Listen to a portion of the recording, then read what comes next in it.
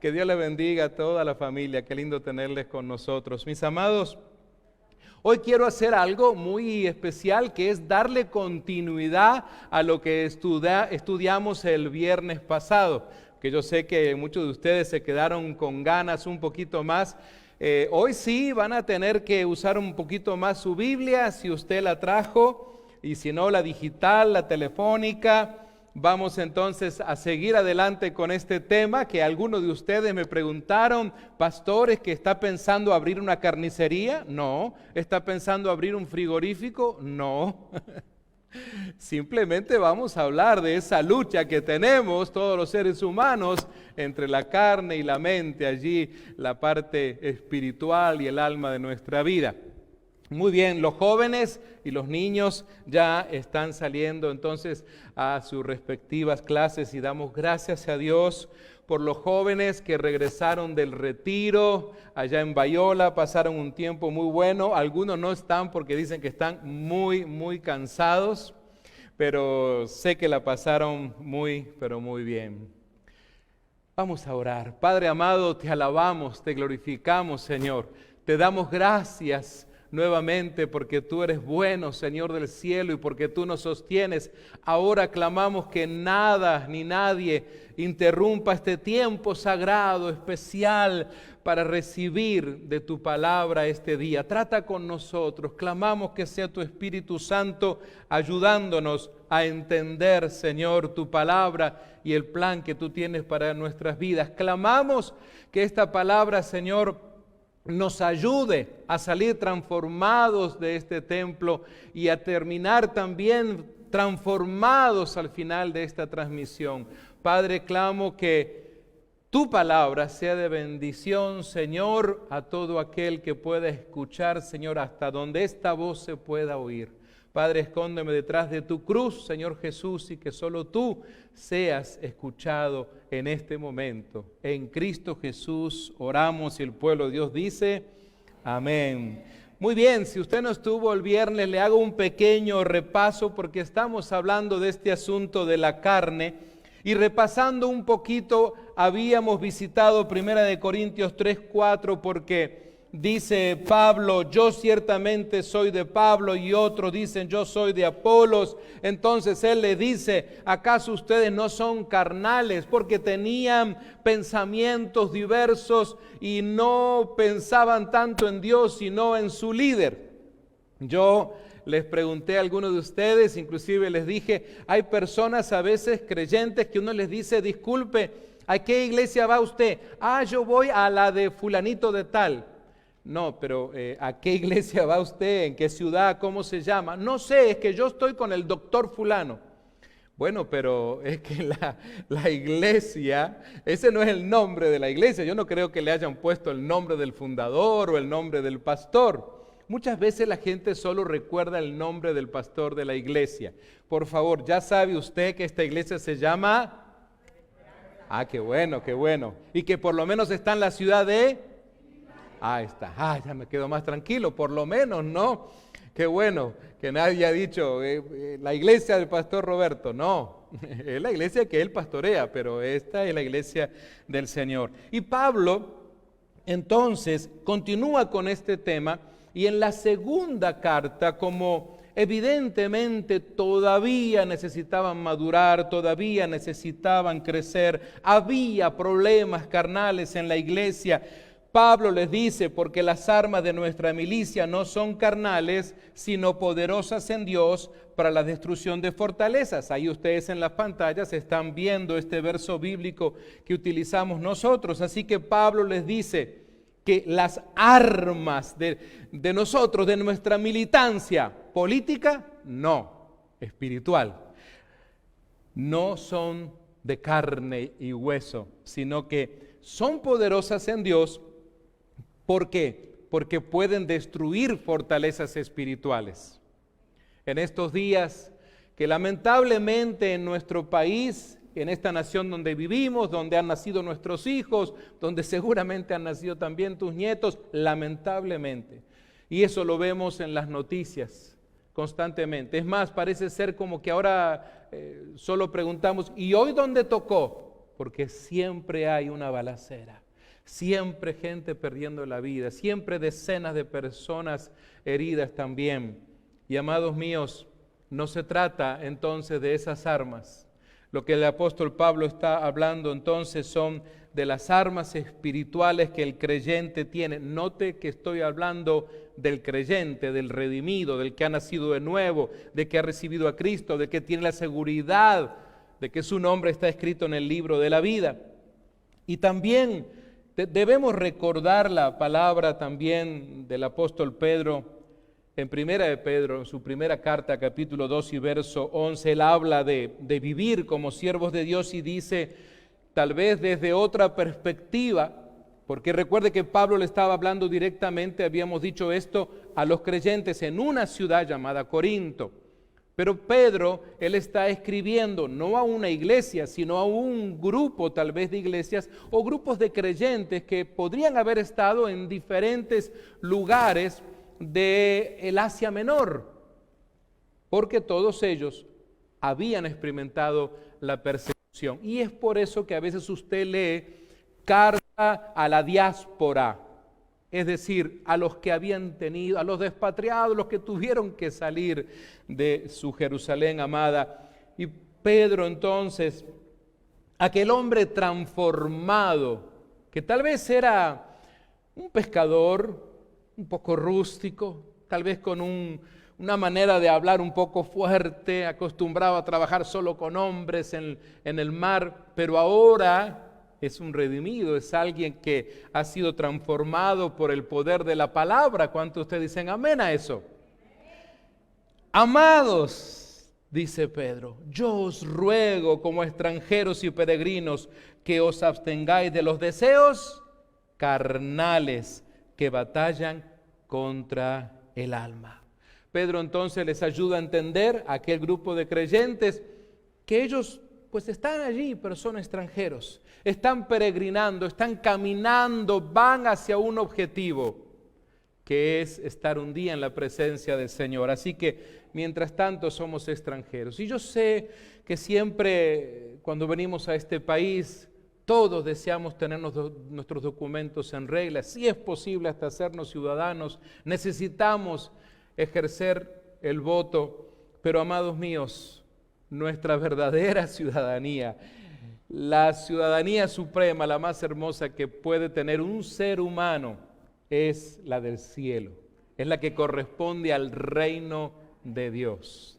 Así que Pedro no se equivoca en eso, pero Pablo sigue exhortando a los creyentes y le dice, de manera que yo, hermanos, ahora él había el viernes pasado hablado de él mismo, testificando de él mismo, dice, no pude hablaros como a espirituales, sino como a carnales, como a niños en Cristo. Recordemos entonces que Pablo había encontrado este conflicto.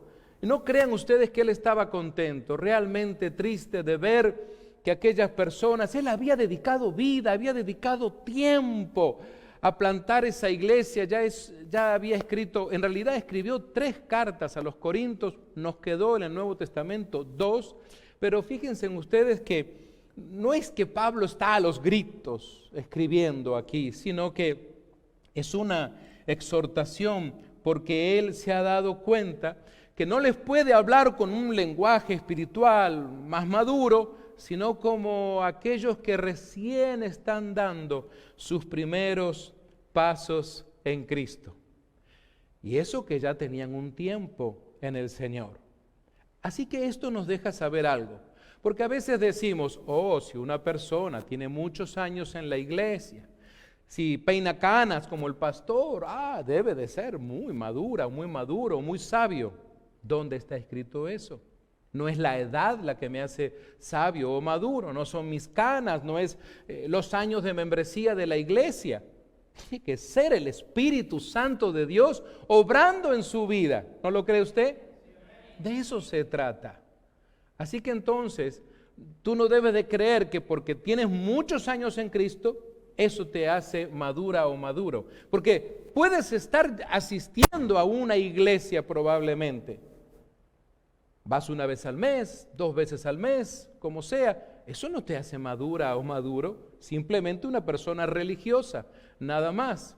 Muchos de nosotros hemos participado y experimentado la vida de la religión. Muchos de nosotros hemos salido de haber estado décadas sumergidos en alguna religión tradicional, especialmente como latinos.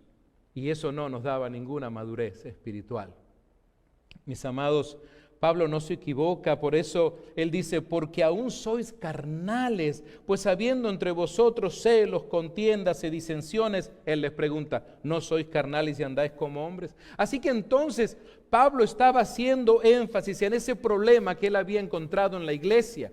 Había celos, había gente que entraba en contienda, había gente que enseguida había divisiones, disensiones entre ellos, y eso obviamente no ayudaba para nada a las relaciones interpersonales, al crecimiento de la iglesia. Imagínese usted en aquella ciudad de Corinto que llegaran entonces algunos griegos, tal vez hambrientos de conocer del Dios de los hebreos, de estos que se habían convertido, y llegan a esa iglesia, a ese grupo, y los ven murmurando unos contra los otros. Los ven en esas disensiones, en esas peleas. ¿Usted cree que le daría ganas de quedarse? Siempre les cuento yo, y ustedes lo saben, en esta iglesia, una de las cosas que más me atrajo al Señor fue haber encontrado, cuando me convertí a Cristo, una iglesia que los veía en un mismo sentir, capaces de recibirme, de abrazarme, a pesar de que olía a tanto pecado. Esa es la iglesia de Jesucristo. Y mis amados, quisiera entonces hoy enfocarme en el sentimiento de Pablo en esta segunda parte ante la lucha que él sostiene entre la carne y la mente. Quiero llevarles ahora sí a Romanos capítulo 7 y versículo 15. Miren ustedes, este pasaje, estoy seguro que usted alguna vez lo leyó. Tal vez haciendo su devocional en el libro de Romanos, preciosa carta a la iglesia de Roma. Noten ustedes entonces, tal vez no sé si usted se detuvo alguna vez a reflexionar y a pensar y a decir, caramba, pero ¿por qué escribe así Pablo? ¿Por qué un hombre como Pablo? Pues un hombre lleno del Espíritu Santo, un hombre plantador de iglesias, un hombre pues no solo convertido, sino que también tiene un alto conocimiento académico y espiritual. Y él dice, porque lo que hago no lo entiendo. Pues no hago lo que quiero, sino lo que aborrezco, eso hago. Estoy leyendo la Nueva Traducción Viviente, pero la Reina Valera que usted tiene no dice cosas muy diferentes. Porque lo que hago, él dice, no lo entiendo. No entiende lo que él mismo hace. Lo que sí sabe es que lo que está haciendo, él lo aborrece. Él no quiere hacer eso. O sea que hay aquí una lucha en el campo espiritual y déjeme decirlo así también en el campo emocional allí en su vida. Puede parecer un poco extraño lo que Pablo dice. ¿Por qué harías lo que no entiendes?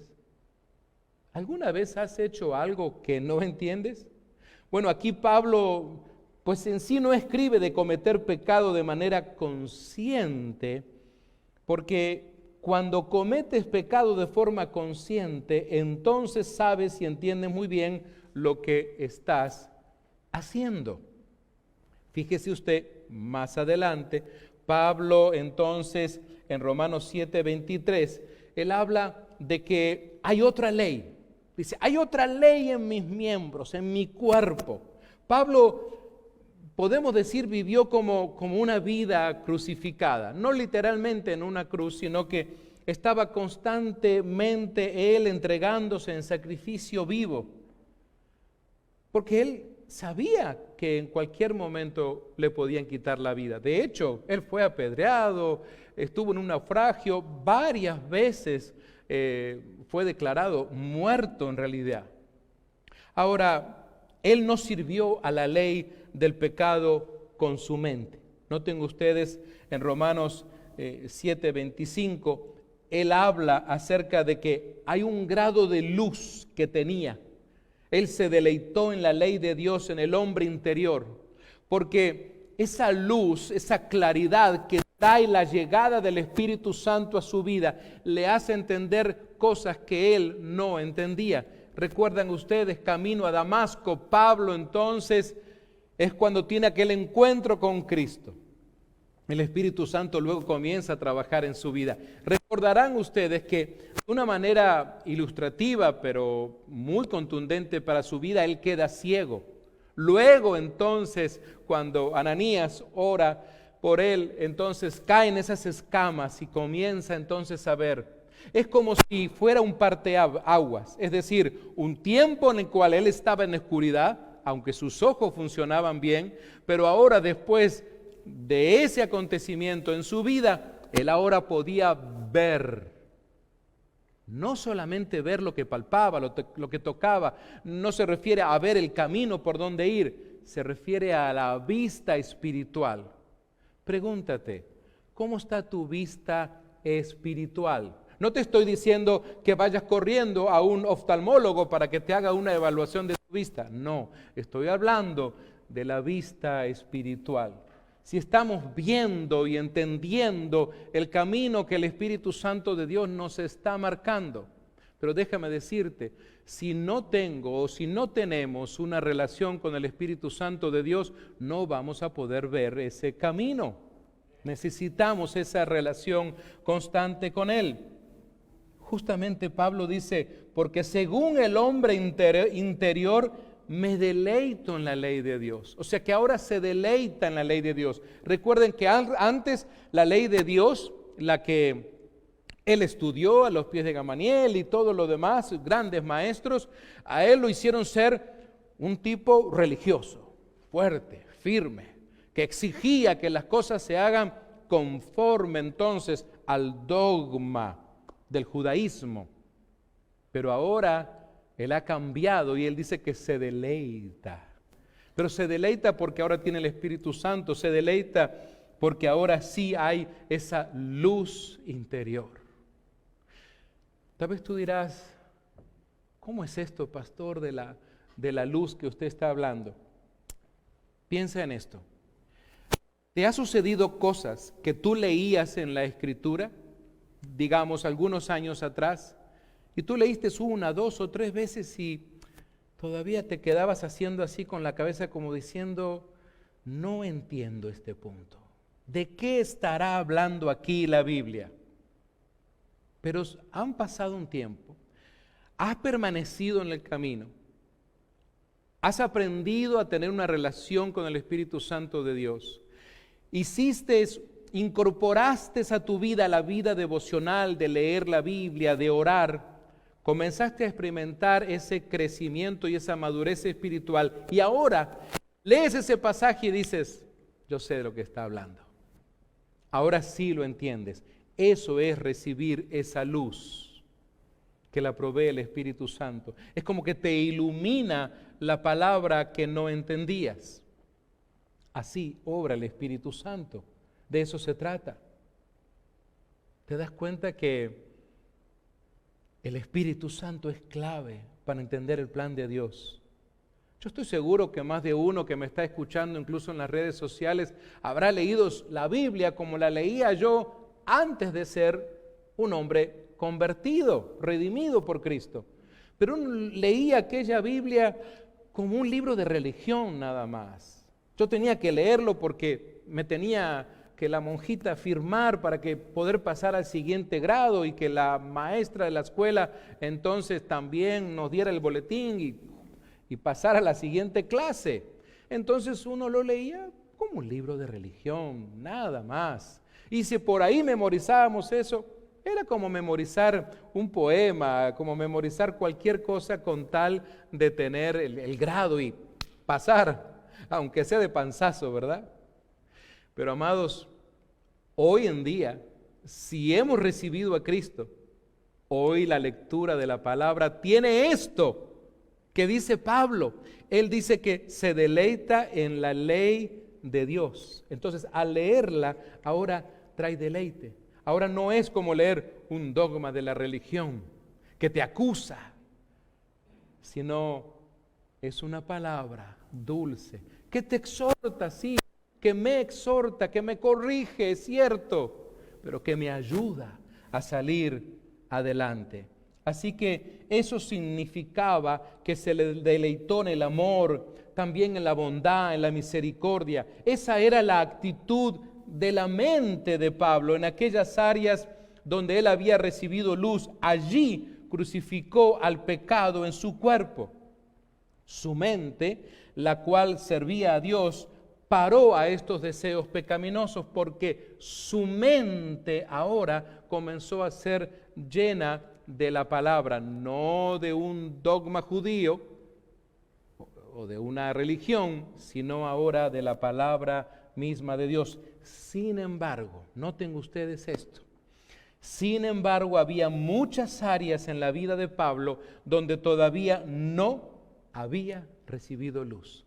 Piense, ¿qué áreas de mi vida y su vida todavía no hemos recibido luz? Algo por ahí que queda, algún sector, algún cuartito por ahí guardado donde todavía la luz no llega. Allí fue llevado cautivo a la ley del pecado en sus miembros, dice Pablo, de manera que hizo cosas que aborrecía, porque todavía entonces no había luz.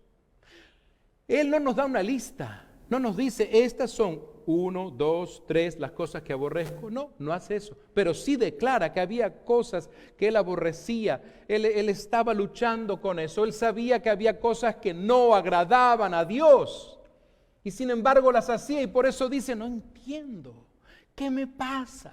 ¿Por qué soy así? ¿Cuántos cristianos habrá que se identifican con Pablo? O que nos identificamos con Pablo y decimos, pero ¿qué me pasa? ¿Por qué lo hice? De repente te enojaste, gritaste, golpeaste una mesa, insultaste a alguien y luego, minutos después, horas después o tal vez al día siguiente estabas mirando hacia abajo diciendo, ¿por qué lo hice? ¿Por qué? ¿Qué me pasó? ¿Por qué grité? ¿Por qué me enojé? ¿Por qué golpeé la mesa? ¿Por qué le dije eso? Ese es el Espíritu Santo de Dios que te está redarguyendo. Cuando estás sin el Espíritu Santo de Dios, no te importa nada. Una persona sin el Espíritu Santo al rato vuelve a gritar y a insultar aún más fuerte todavía. Pero el Espíritu Santo de Dios que se mantiene en ti, si le has recibido entonces, es el que te redarguye. El que te dice, Roberto, eso no estuvo bien. Roberto, necesitas arrepentirte. De eso se trata. Así es. Esa es la prueba de que entonces el Espíritu Santo está en ti. Cuando tú de repente un día te arrepientes de algo que hiciste, no es para que llenes tus pulmones diciendo, qué buen cristiano que soy, me he dado cuenta. No, es el Espíritu Santo de Dios el que te hizo darte cuenta. No es tu conocimiento académico o conocimiento de las Escrituras, no, es el Espíritu Santo de Dios obrando en tu vida. De eso se trata. Pero amados míos, recuerde, si durante nuestra vida estamos entristeciendo al Espíritu Santo de Dios y lo opacamos y lo dejamos chiquititito allí, entonces claro, nuestro orgullo, nuestra carne va a estar tan fuerte y tan grande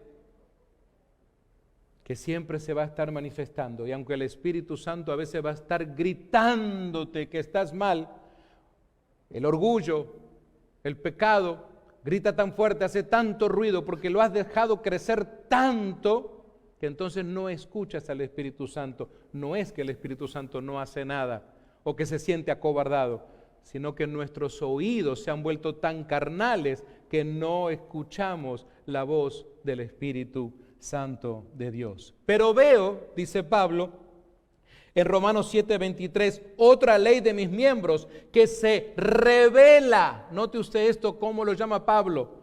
Se rebela contra la ley ¿de dónde? De mi mente. Así que él está diciendo, aquí hay una lucha entre el cuerpo y la mente, y que me lleva cautivo a la ley del pecado que está en mis miembros. Pablo se siente cautivo. Yo no sé si alguna vez usted ha experimentado el cautiverio o ha estado en la cárcel alguna vez, pero si alguna vez pasó algo así, usted ve que está impedido de toda libertad. Muchos años atrás, por algún tiempo, como capellán voluntario en la cárcel, ministré verdaderamente, eran centenares de muchachos cada mes. Ellos solo podían estar allí, en ese lugar, comiendo lo que se les daba, esperando ir a la corte, confiando en que de repente algún pariente hiciera algo por ellos porque habían sido puestos ahí, porque habían sido encontrados culpables en primera instancia de algún delito. No podían hacer ninguna otra cosa que estar allí encerrados. Yo podía entonces sí salir y entrar las veces que quisiera para ir a predicarles, a visitarles. Así pasa con los capellanes. Y esa era la gran diferencia. Y esto sucede en el campo espiritual también. Cuando el pecado logra entonces amarrarte, cuando el pecado logra entonces atarte, sujetarte. Por eso Pablo dice entonces que lo lleva cautivo. Pensemos cuando varias veces le pasó a esto a Israel, pero en los tiempos de Nabucodonosor, cuando él llevó a tantos cautivos de Israel a Babilonia. Y una vez que se declaraba entonces que Israel había caído, eran grandes filas de familias por esos caminos que conducían a Babilonia. No podían hacer otra cosa más que como cautivos, es decir, ahora como esclavos del reino de Babilonia, caminar hacia aquellas tierras. No podían hacer otra cosa, y si alguno se saliera de la línea, pagaría con su vida, porque ahora estaban cautivos, habían sido cautivados. Ese era el asunto. Habían sido conquistados. Y eso mismo es lo que hace el pecado justamente. Pero tiene que haber una lucha primeramente entre tu mente y tu cuerpo para que seas llevado cautivo. Y dice que hay una ley del pecado con la cual él está luchando. Alguien que comete pecado de manera consciente no hace lo que aborrece porque su mente aprueba la acción. La concupiscencia, después que ha concebido, da a luz el pecado, dice la Escritura. La concepción sucede cuando en nuestra mente estamos de acuerdo con el deseo. Así que entonces, hay un momento, así como sucede con la vida del ser humano. Es necesario que para la existencia de un nuevo ser humano, un hombre y una mujer entonces puedan procrear y entonces pueden concebir esa nueva vida. Pero va a haber un proceso de gestación hasta que dé a luz esa nueva vida, lo cual nosotros le llamamos un bebé. Y esto sucede también en el campo espiritual. Pareciera ser entonces que lo que Pablo nos está ayudando a entender es que da a luz, hay un resultado cuando esa concupiscencia entonces termina transformándose en la concepción, se concibe entonces el pecado. Es un proceso que pasa a veces, obviamente siempre por la mente, aunque usted diga, no, es que fue así, fue tan rápido que lo hice. Pero noten ustedes que un medio hermano del Señor Jesús, un hijo también de María y José, a quien lo conocemos muchas veces como Jacobo y en el Nuevo Testamento también lo conocemos como Santiago, en el capítulo 1, versos 14 y 15, dice, sino que cada uno es tentado, dice, cada uno es tentado cuando de su propia concupiscencia es atraído y seducido. Entonces la concupiscencia, después que ha concebido, da a luz el pecado, y el pecado, siendo consumado, da a luz la muerte. Es como, si puedo ilustrarlo, sea donde tú trabajes, una fábrica, un restaurante, una oficina, en cualquier parte. Tomemos el caso de un hombre joven que es casado, pero tiene como una semana que ha tenido alguna que otra discusión con su amada esposa. Pero llega una nueva muchacha, muy elegante por cierto, y muy bonita, a trabajar en el mismo lugar. Llámese fábrica, oficina, restaurante, donde sea. Pero el muchacho la mira, es clásico, el hombre es atraído visualmente siempre. Y la mira, y no solamente es una miradita de que, ay, sino que, wow.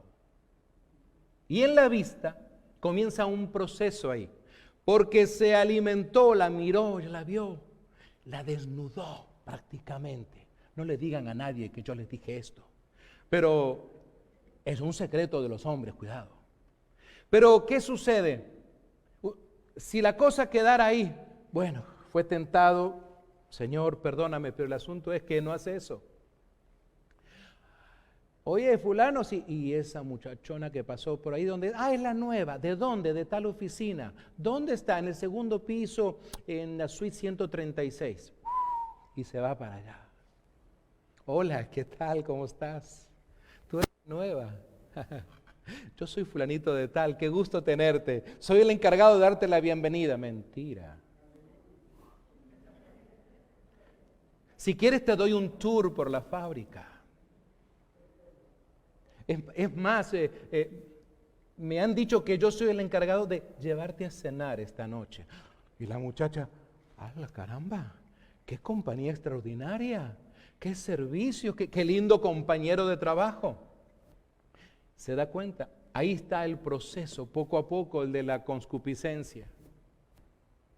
Y si llegan a terminar en un hotel esa noche, ahí está entonces el fruto, dar a luz al pecado. De eso se trata. Pero hubo un proceso. Podríamos dar infinidad de ilustraciones como esta. No con la idea de hacerle sonreír a usted como un chiste, porque algunas veces puede pasar eso, pero es una realidad de todo el tiempo. A Satanás le ha funcionado, siempre le ha dado resultado. Conquistar, porque fue conquistada su vista, fue luego conquistada su mente, comenzó a ser conquistado su corazón. Se le hizo fácil decir, bueno, al fin y al cabo ya tengo una semana peleado con mi esposa, a ver qué pasa por acá. Y sin Cristo, peor. Amados, Pablo no escribió de este tipo de pecado en sí, pero él sirvió a la ley de Dios con su mente. Pero al mismo tiempo se manifestó pecado que aún estaba presente, ¿dónde? En su carne, ese es el asunto, sin que él lo aprobara. Él sirvió a la ley del pecado con su carne. Esas reacciones de la carne se pueden haber manifestado en forma de pensamientos o en forma de sentimientos también, las cuales tuvo que vencer. Pero también se manifestaron en forma de acciones o de palabras muchas veces, las cuales nunca pasaron por su conciencia en forma de una tentación, pero más tarde recibió luz de esas acciones cuando se dio cuenta que no eran según la voluntad de Dios, por lo cual era algo que aborrecía. ¿Le ha pasado a usted esto? Que luego vino la luz y usted se arrepintió y usted dijo, no debería de haber hecho eso, no debería ni de haber mirado eso, no debería de haber ido a ese lugar, etcétera, etcétera. La ley es espiritual, pero Pablo entendía que él era carnal, vendido al pecado, dice Pablo. Con su mente él servía a Dios, pero también se dio cuenta que no moraba el bien en su carne. Lo dice ahí en Romanos 8:18. Así que con su carne no podía hacer otra cosa que servir ¿a quién? A la ley del pecado, con su parte carnal. Su mente, con la cual servía a Dios, estaba en contra de su carne. Por eso él dice que se levanta en rebeldía, que había una lucha, la cual entonces esa mente, esa carne, mejor dicho, servía al pecado, y eso creó un conflicto de voluntades. Eso es lo que sucede en nosotros. Hay un conflicto de voluntades, porque llega un momento de nuestra vida donde hemos recibido el Espíritu Santo, donde finalmente hemos abierto la puerta para que Cristo sea nuestro Señor, nuestro Salvador. Vamos, damos pasos de fe y de obediencia, nos bautizamos, hacemos cosas que nos identifican con Cristo. Hasta comenzamos a invitar al amigo, al pariente, al vecino, a que venga con nosotros a la iglesia. Comenzamos un precioso caminar con Cristo. Pero sin embargo nos damos cuenta entonces, luego, de que hay como una lucha dentro de nuestro ser. Y hay un conflicto de voluntades. El asunto es que ¿cuál voluntad va a ser más fuerte? Acá viene la clásica ilustración, ¿verdad?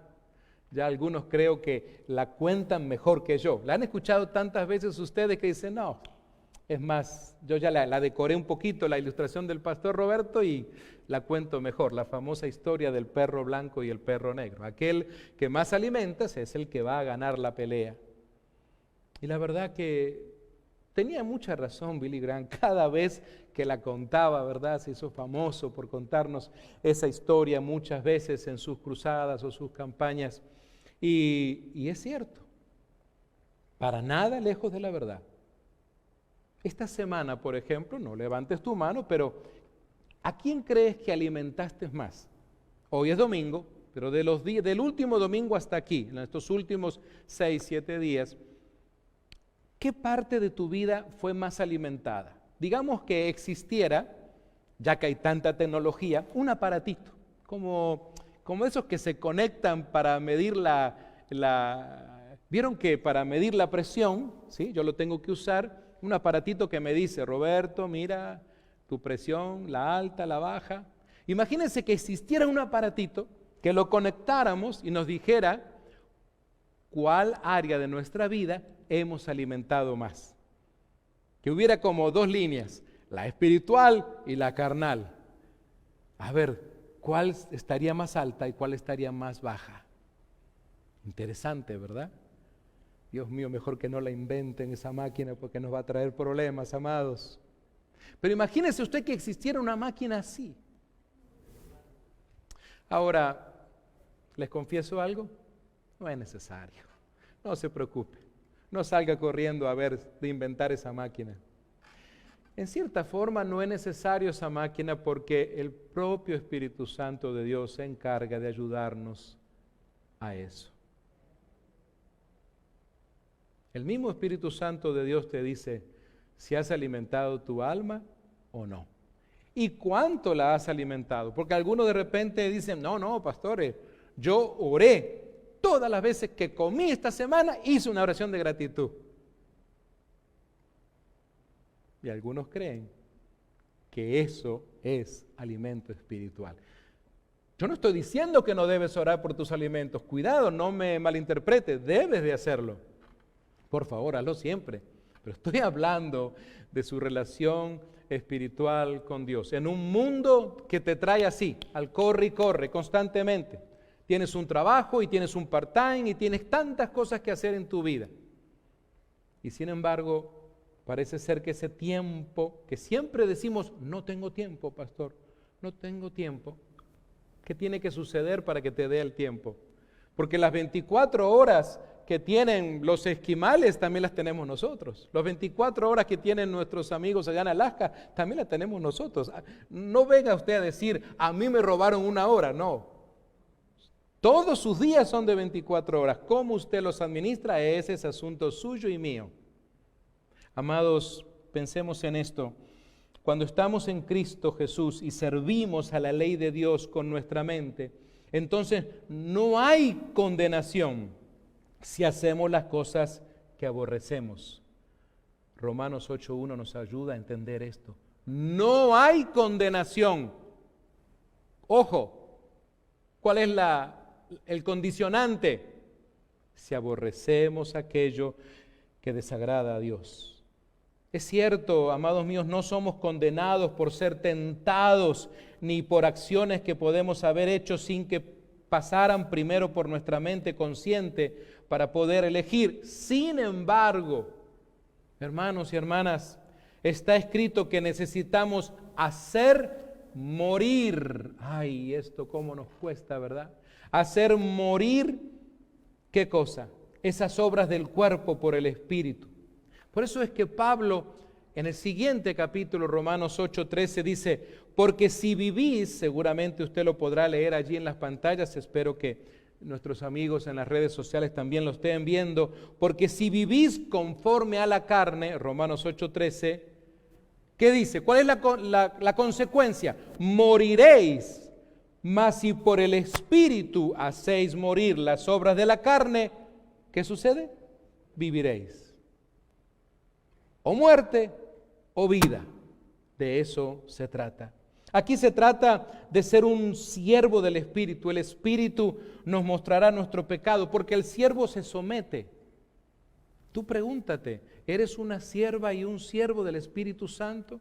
¿Estás sometida y sometido al Espíritu Santo? ¿O de vez en cuando te rebelas y le dices, no, déjame en paz, Espíritu Santo, quiero hacer algo que me complace? No, es algo que le complace a tu carne, no a Dios o a ti. Ese es el asunto y esa es la lucha que tenemos muchas veces. Amados míos, pensemos en esto. No podemos ser perfectos o servir a Dios en un momento más allá del grado de la luz que hemos recibido. Repito, tú no vas a poder crecer más conforme a la luz que has recibido. De eso se trata. Más de lo que ahora estás entendiendo. Pero entonces necesitas permanecer para seguir recibiendo luz y poder entender y poder entonces ir despejando el camino y esos cuartitos y esas secciones un tanto en penurias, digamos, en penumbras, mejor dicho, se van disipando. Pero es necesario permanecer en el camino. Es necesario que confrontes a tu carne, a los deseos de tu carne. Tenemos que andar en el Espíritu, eso quiere decir que tenemos que actuar de acuerdo a la luz que hemos recibido. Ahora usted tiene todo el derecho, ya para finalizar, de decirme, pero ¿cómo voy a recibir luz, pastor? A ver, ¿es como llegar a mi casa y encender el switch? ¿Sucede lo mismo? ¿Será yendo a la iglesia algún domingo, dando alguna ofrenda para comprar el favor de Dios, hacer alguna obra de caridad en mi comunidad? Respuesta es no, absolutamente no. Es teniendo una relación de arrepentimiento y de entregar tu orgullo. Nuestro sentimiento de arrepentimiento es constante.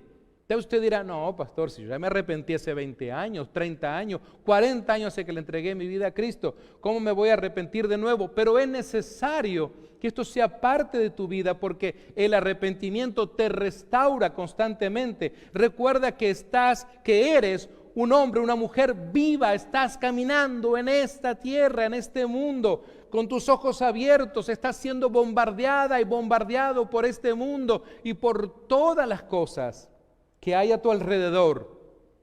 Y seguramente viste algo, dijiste algo, escuchaste algo y necesitas arrepentirte. Pero tú dirás, ¿arrepentirme de qué? Porque el arrepentimiento es el que te ayuda a ti, el arrepentimiento es el que te purifica constantemente. Hablar con Dios en tu interior, no tienes que esperar venir al templo el domingo siguiente, es algo constante. Señor, tuve este pensamiento. Vino me acordé de fulanita de tal, ¡ay, la que me hizo aquella vez! Ojalá que esté sufriendo. ¡Ay, Señor, perdóname! Eso no viene de ti. ¿Te acordaste de aquel que te traicionó? ¡Ay, ojalá se esté quemando del infierno! ¡Ay, Señor del cielo! Inmediatamente es eso. Aunque tú digas, es que se lo merece, pastor. Si usted supiera la que me hizo. Es que no se trata de eso, se trata de ti, de tu relación con Dios. Eso, dejar que esa cuña de Satanás se meta en tu vida y justificar, es que usted no sabe la que me hizo, que usted no sabe lo que me dijo, usted no sabe cuánto me humilló, usted no sabe cuánto me avergonzó. Claro que yo no, pero Dios sí sabe. Y no importa si fue ayer, la semana pasada o hace 50 años, es necesario. El arrepentimiento es constante porque te ayuda a purificarte constantemente, te ayuda a mantener esa relación fuerte con el Espíritu Santo de Dios. Como dicen mis hermanos en Guatemala, media vez la dejas pasar, va creciendo y viene la segunda, y viene la tercera, y viene la cuarta y la quinta, y cuando quieres acordar, el asunto de arrepentirte no es parte de tu estilo de vida espiritual o cristiano. Ese es el asunto. Lucas, para terminar, capítulo 9, versos 23 al 24, y decían todos, si alguno quiere venir en pos de mí, niéguese a sí mismo. Wow, interesante cuando el doctor Lucas escribía esto, y cuando escuchaban sus discípulos, ¿cómo, Señor? Perdón, ¿cómo dijiste, Jesús? ¿Habrá alguno que le haya dicho, Señor, disculpa, no escuché bien, dijiste negarse, ¿qué? Negarse a sí mismo. Y luego le dice, tome su cruz cada día y sígame. ¿Qué entenderían aquellos hombres y mujeres cuando escuchaban a Jesús decir eso? Si usted y yo hubiéramos estado allí sentados en esa especie de escuela sabática, dominical, como a usted le guste llamarla, y escucháramos a Jesús decirnos que es necesario entonces que para ir en pos de Él. Y recuerden, son personas que ya habían dicho, estamos contigo, Jesús, vamos contigo, porque vemos tus milagros, tú resucitas gente, en fin, aquí nunca ha habido nadie, ni en toda Galilea, nadie que haya hecho lo que tú haces, así que aquí estamos contigo. ¿De verdad? Bueno, espérense. Tienen que negarse a sí mismos. No es simplemente ahí en la bolita, vamos, caminando, qué lindo se siente. No, niégate a ti mismo, toma tu cruz cada día y sígueme. No se está refiriendo exactamente a lo que Él sufrió en la cruz del Calvario, porque solo Jesús pudo vivir algo así, confrontar algo así. Usted y yo no. Pero la cruz es un lugar de sacrificio. ¿Qué necesito sacrificar de mi vida? Como Pablo lo decía. ¿Qué área de tu vida necesitas sacrificar y decir, esto no agrada a Dios, esto debe ser sacrificado, quitado de en medio de mi vida? Porque todo el que quiera salvar su vida, la perderá. Mira, en momentos en que hay una catástrofe, en momentos en que se declara un incendio o se declara una inundación, lo que sea, rápido, tú no andas pensando, voy a llamar a un camión para hacer la mudanza, quiero salvar todos los muebles de mi casa. Yo no he visto a una persona haciendo eso. Tú lo que quieres es tus hijos, si los tienes, la familia, vámonos. Y constantemente se nos asesora en esto, ¿no? Tenga sus documentos, sus cosas así, en un portafolio, algo para salir corriendo, porque pues nunca se sabe, un terremoto, lo que sea, ¿verdad? Ahora aquí en el norte, con esos incendios que hemos tenido, tantas personas perdiendo sus hogares, hoy todavía, esta mañana sucedía esto. Cuando llegaron y los bomberos le dijeron, vámonos, vámonos, vámonos. No había tiempo de nada, apenas algunos recogieron a su perrito, a su gatito, si llegaron a eso, pero había que salvar la vida.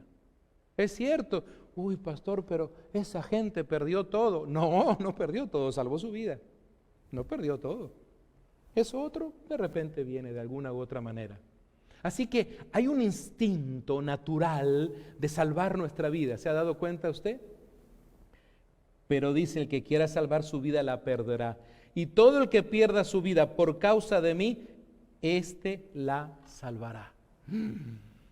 ¡Qué palabra tan dura! Dijo algún discípulo, ¿verdad? Señor Jesús, ¿cómo nos estás hablando de esa manera? Amados míos, entendamos esto. Es glorioso andar en este camino. No deberíamos sentirnos mal cuando Dios nos da más luz.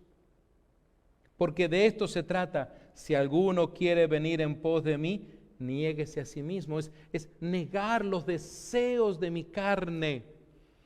¿Qué es lo que tu carne te está pidiendo últimamente? Ser satisfecho en qué área de tu vida. El Espíritu Santo seguramente te lo está revelando, pero debes prestarle atención. Así que entonces, no debemos sentirnos mal cuando Dios nos da más luz. Y llegamos, por consiguiente, a ver nuestro pecado en esa luz, sino que deberíamos regocijarnos. ¿Se acuerda que Pablo dice que ahora se deleita? Regocijarnos y ser felices, pues ahora podemos hacer algo con respecto a eso. Mis amados, debemos regocijarnos en que la palabra nos dé luz, que nos muestre el camino y que el Espíritu Santo de Dios nos esté exhortando, corrigiendo, que Él esté entonces mostrándonos las concupiscencias de nuestra vida. Amados, hoy por hoy lo más importante es que tengas la seguridad del Espíritu Santo actuando en tu vida, para poder entonces avanzar y luchar con la carne, con nuestra área carnal, que no ha muerto, que nadie te ha pegado 5 balazos, si no ya estarías muerta o muerto seguramente, sino que hay una lucha allí, hay una acción de rebeldía el uno contra el otro, la mente y los pensamientos carnales, el Espíritu Santo y esos deseos que vienen producto de la concupiscencia. Y no se trata de que esto es para algunas personas de la iglesia. Esto es para un grupo determinado de cierta edad o de cierto género. Esto es para todos nosotros. Y si mi amigo o mi amiga, que usted que nos está escuchando, está tratando de analizar esto, piense, ¿usted ya tiene el Espíritu Santo de Dios? ¿Cómo tenerlo? Es empezando por Jesucristo. Porque usted necesita a Cristo como su Señor y su Salvador. Porque usted necesita arrepentirse de sus pecados y hablar con Jesús y decirle: Señor Jesús, te necesito. Confieso que hay cosas de mi vida que a ti no te agradan. Y allí donde estás, entregarle tu vida y decirle a Jesús que estás arrepentida o arrepentido de haber alimentado tu carne de esa manera, de haberle dado entrada a todos esos pensamientos, y suplicarle hoy a Dios que te perdone y que escriba tu nombre en el libro de la vida, y comenzar entonces a crecer espiritualmente, a congregarte en una iglesia, a buscarle de todo corazón, no para que seas un religioso o una religiosa más, sino para que seas un siervo, una sierva de Dios, un discípulo de Jesucristo por sobre todas las cosas. Amados míos, les despido en este momento deseando que cada uno de ustedes pueda seguir creciendo espiritualmente. Recuerda, nos volvemos a reunir el próximo viernes a las 7 de la noche, otra vez aquí en Nueva Esperanza desde Simi Valley, California. Que Dios los bendiga.